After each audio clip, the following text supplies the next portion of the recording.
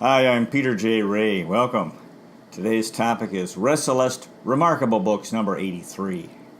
The first book today is The Lost Founding Father, John Quincy Adams and the Transformation of American Politics by William J. Cooper, 2017. This is a wonderful book. It's about the sixth U.S. president. He was very international. He was an intellectual and a tremendous warrior against slavery in the United States. Very inspiring. God bless John Quincy Adams. What a guy. What a fascinating life. Interesting. Kind of very tragic.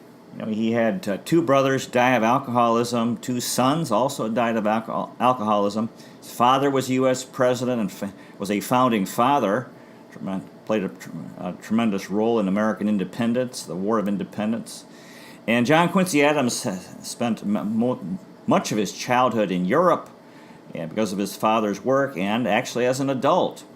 And then he was elected, just served the one term, but then after his presidency, he went for many years. He was the leader fighting slavery, basically, in the years before the Civil War.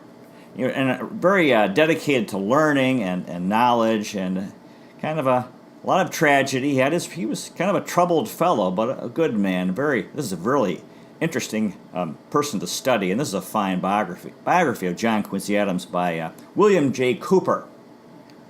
The next book is John Quincy Adams, A Public Life, A Private Life by Paul C. Nagel, 1997. Wonderful book. I read all 419 pages. It's not just political minutia. Plenty of personal stories. His depression. He had mental illness. Crazy life. Domineering mother, Abigail Adams. He was driven to succeed and achieve.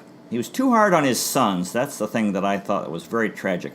Two of them, as I mentioned, died of alcoholism. Kind of a crazy, but a good guy. And the real sad part, he was, pushed to achieve by his parents and felt pressure to achieve. And then his two brothers just couldn't keep up, and they collapsed under that pressure, and they both developed drinking problems. And then he did same thing he did with his own sons. He put a lot of pressure on them. It was very sad because at one point they had some good times in Europe, and for a while at least, when he kind of lightened up and accepted them, that they were not. They were not him. They were different, and they didn't have this need to achieve, or weren't driven to achieve. And then, but back in the U.S., he was. It was very. That was the thing that was very tragic. He was hard on them, and then they just couldn't. They just couldn't keep up. They couldn't please him, and then they gave up, and they gave themselves to drinking, and both died. Very, very sad. Anyway, so he wasn't a perfect man, but he was a good man, and he made a major contribution to our country, and really something. John Quincy Adams. The next book is Flashman by George MacDonald Fraser, 1969. This is a good book. It's the first in the series. It's a series of historical novels with this character whose name is Harry Flashman. It's historical fiction set between 1839 in 1842. So this is his early beginning of his life. He's kicked out of a private school in England for drunkenness, and then he enlists in the British Army and is sent to India, which at the time was a British colony. Later, he's in Afghanistan and somehow survives the disastrous British defeat. He's considered a hero. Back in England, he meets the Duke of Wellington and is bemedaled by Queen Victoria. However, he's a rascal, obsessed with sex, and has plenty of adventures. You could say, from what I understand, the American troops in Afghanistan read this book and found it helpful in their because the things that were written were still apparently applicable. And that was, a major episode in world history, British history, when the British went into Afghanistan and were defeated. So anyway, this guy, there's a whole series of these books about this character, Harry Flashman. I think there's like 10. And they're all historical fiction with this character. And This is the second that I read, so I really enjoyed it. The next book is However Long the Night, Molly Melching's Journey to Help Millions of African Women and Girls Triumph by Amy Malloy, 2013. This is an incredible book. It's the story of Molly Melching, a white American or European descent American who settled in Senegal, West Africa. Just imagine, she made friends, respected the people, and started an organization which she named Tostan, which has done and is doing incredible work in Africa, and is helping to end what's called female circumcision, also known as female genital mutilation, also known as female genital cutting. This is when these girls, mostly in Africa and a number of Muslim countries, African countries, when they're young, they have their clitoris removed, and it's really horrible, barbaric, and it leads to lifelong health problems. And the idea is supposedly, or the tradition apparently started, is to prevent women from having sexual pleasure, and supposedly they would not, therefore, the men wouldn't have to worry about them having affairs, their husbands. Tostan, this organization, is empowering African women to believe in themselves, promoting health and education. The power of one person, very inspiring.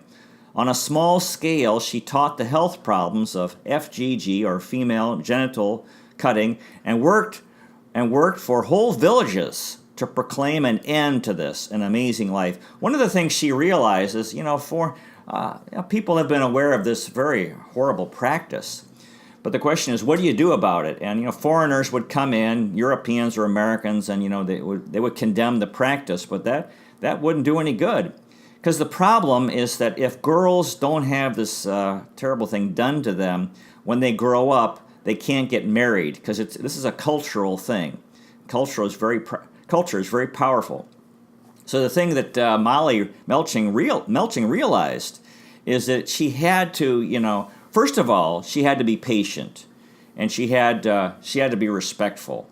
And this is she's dedicated. She dedicated her life, and she basically had to have whole villages come out and say, we're not going to do this anymore. Because if it was just one person who did it, or one family, then their daughters would not be able to get married growing up. And in a traditional culture, that'd be very hard, because that's life is in a traditional culture, girls grow up and get married and have and have their own families. So this would be very terrible if they were never able to have a family in that culture. So anyway, so this is really something what she did, an incredible story, and it shows you have to have, if you want to do good in this world, you have to see the good in different cultures, and you have to be patient. You have to be respectful. You can't condemn people, because they won't respond to that. So this is an amazing story, very inspiring. It shows the power of one person, and the power of patience, the power of respect, and perseverance. So it's an ongoing story, because this is still being done. In fact, these folks from these different countries in Africa and some of the Muslim countries, they go to Europe and America and Canada, and they're still having this practice is still being done. Where girls have this horrible thing done to their genitals, because they believe it's the right thing to do. So anyway, you have to give her a lot of credit. And the author, Amy Malloy and Molly Melching, really inspiring, an incredible story. The next book is Inferno by Dan Brown, 2013. This is a wonderful book. It's it's a novel with the same character. That's Harvard symbologist Robert Langdon, and they've made a number of movies. There's the Da Vinci Code is the most famous one, and then you have Tom Hanks plays this character, and I don't know how many movies they've made from these Dan Brown novels, which are basically historical thrillers. In this book, it's the action takes place in Venice, Italy, and Istanbul, Turkey, and the whole story derives from the book Dante's Inferno. And there's this character a guy creates a pandemic so that 1/3 of the global population will become sterile to ease overpopulation. It's a book of action, history, and betrayal. So, yeah, this is kind of in fact, there's a recent movie came out where it's kind of a similar thing where people think, man, there's too many people, we have to do something to reduce population. And then they have these drastic measures, which really are horrific. And they think, oh, well, it's for the greater good. And of course, it's all very debatable. And it's the title, Dante's Inferno, which actually is one of 3 books in his Divine Comedy. There's on Inferno is hell. It's in English. It's Heaven, Hell, and Purgatory, Paradiso, and it reminds me of the movie The Bucket List and the quote by Jack Nicholson. Ever read the Divine Comedy? So this Dan Brown does a good job. He's an entertainer, but he's also a historian. So there's a lot of history, and it's good because I think he's doing good work, getting people interested in history. And it has to be entertaining, and so many people had experiences growing up where they were bored in history class, and now they hate history, which is very sad. So Dan Brown does a good job in promoting history, helping people to become interested in the fascinating topic of history. The next book is Pacific Rims. Beer men ballin' in flip-flops in the Philippines, unlikely love affair with basketball, by Rafe Bartholomew, 2010.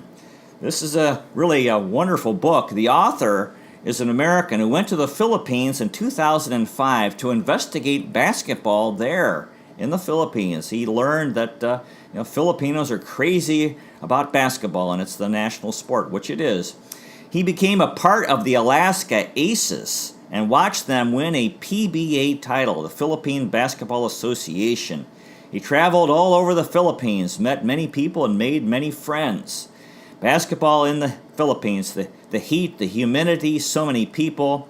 One of the things he encountered was a midgets versus gays basketball, which he found very troubling, and the people were apparently entertained by, because they'd have these traveling groups, or these 2 teams that would travel, midgets against gay men.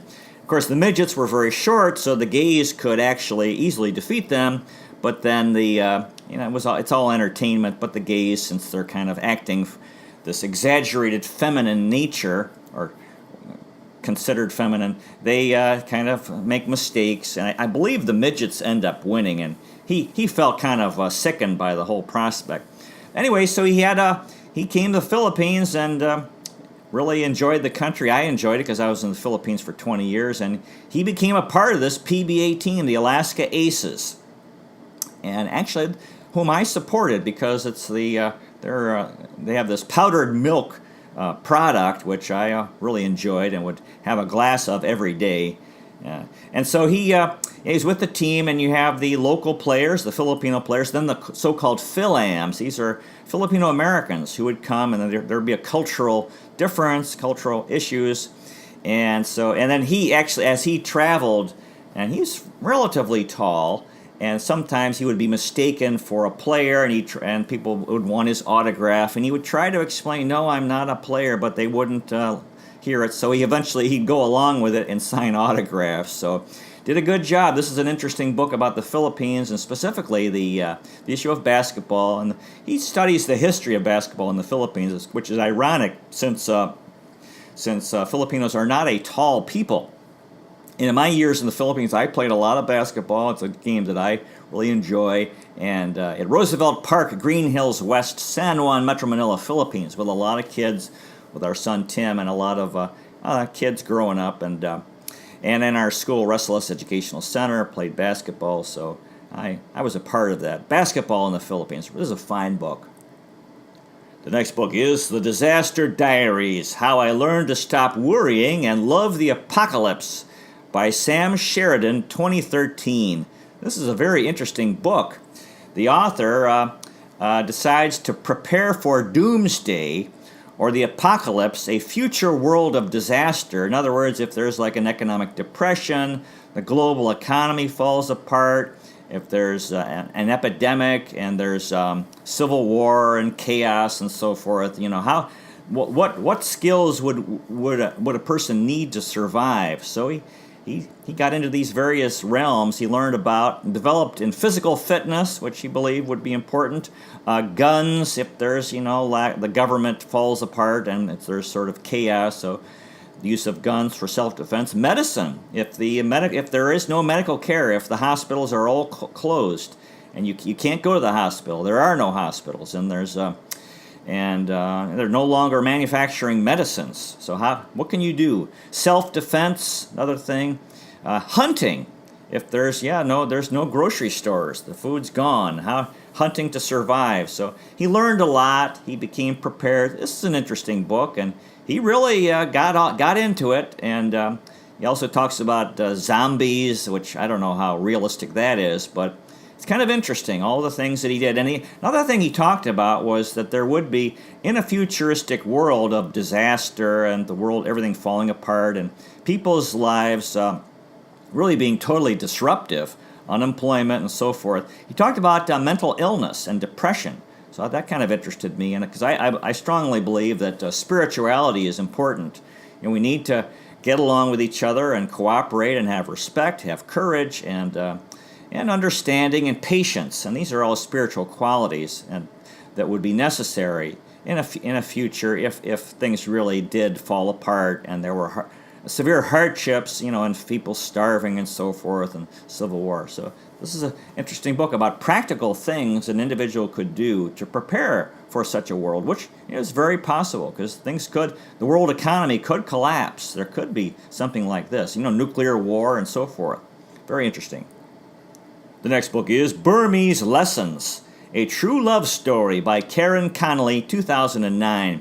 This is a very interesting book. The author was a troubled Canadian woman who found happiness in Thailand and Greece.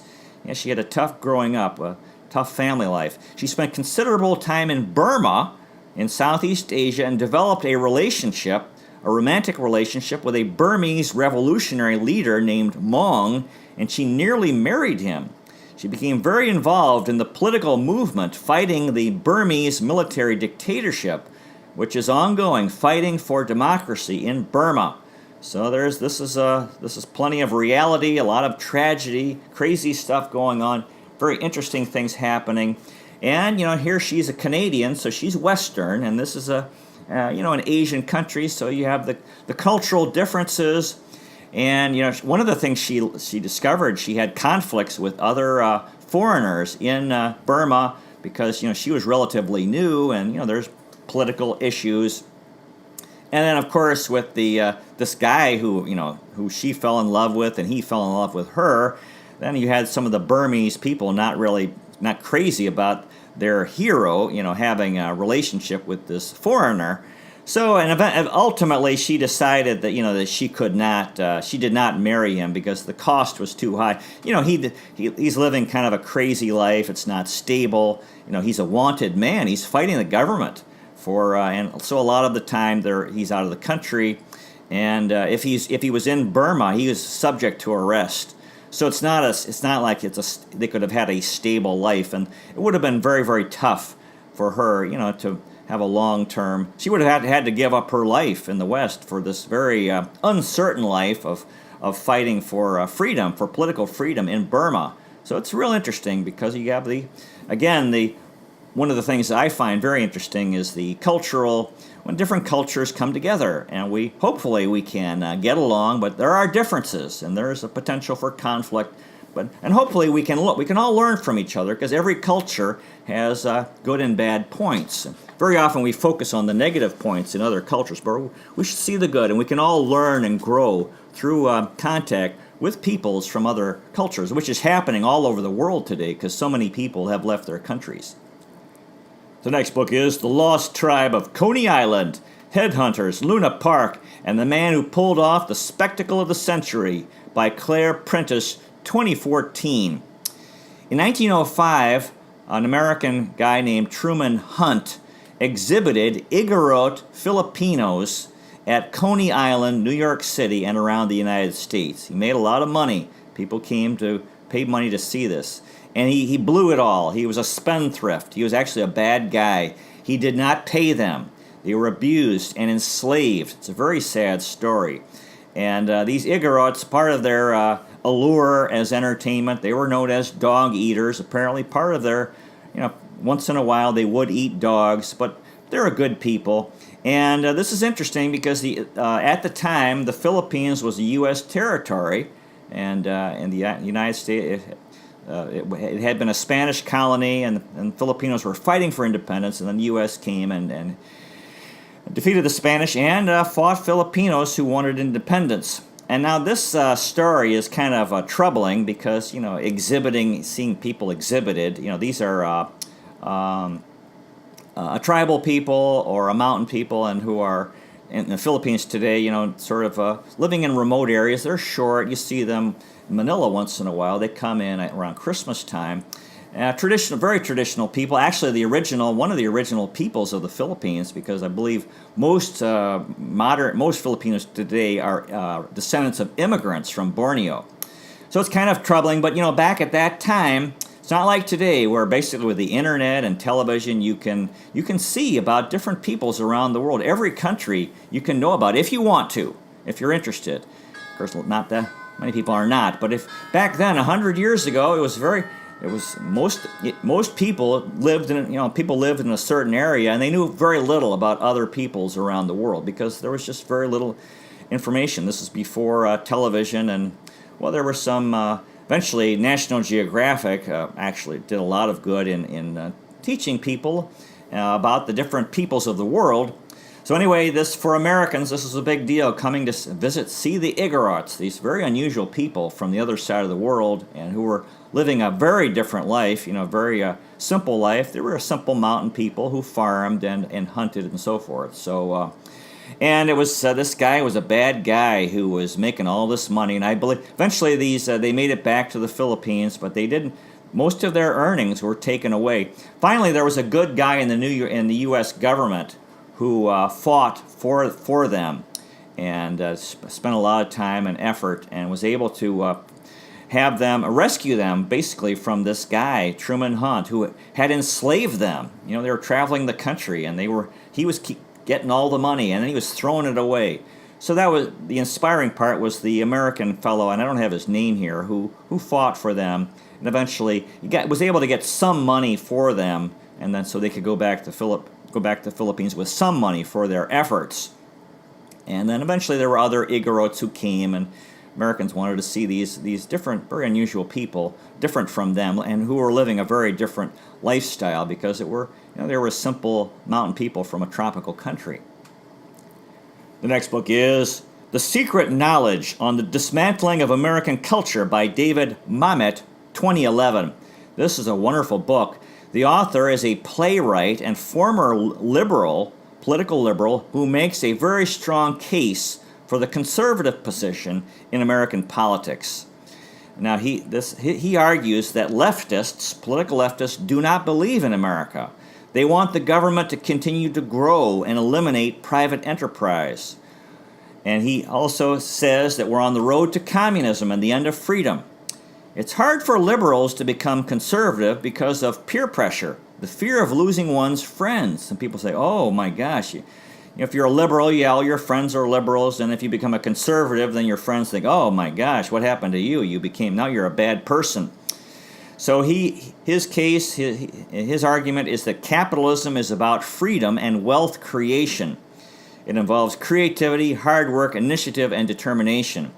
We need to believe in America. That's one of the things that's going on. There's good and bad in the world. The United States has made mistakes, and I think we often the trend in the last 30 or 40 years has been to just see the bad things the United States has done.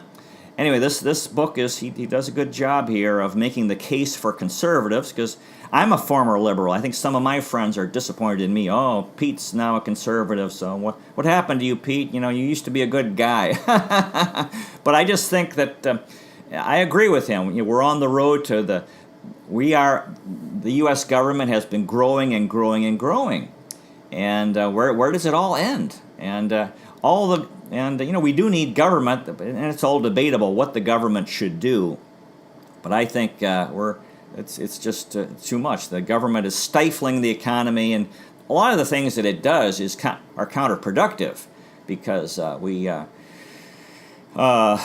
it sounds good, but it's just making it harder for businesses to succeed. So that's not good. So he does a really good job.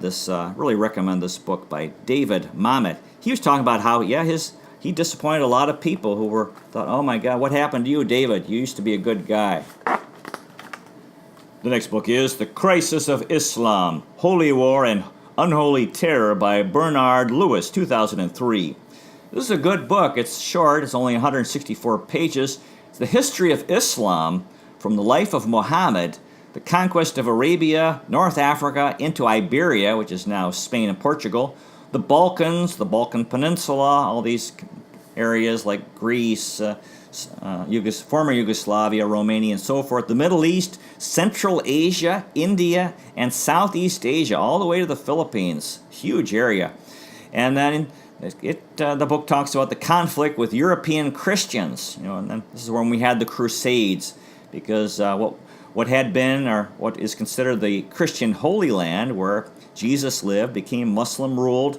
A lot of conflict with Russians in Central Asia. As I mentioned, the Crusades. Saladin, who was the great Muslim leader and opponent of the European Crusaders.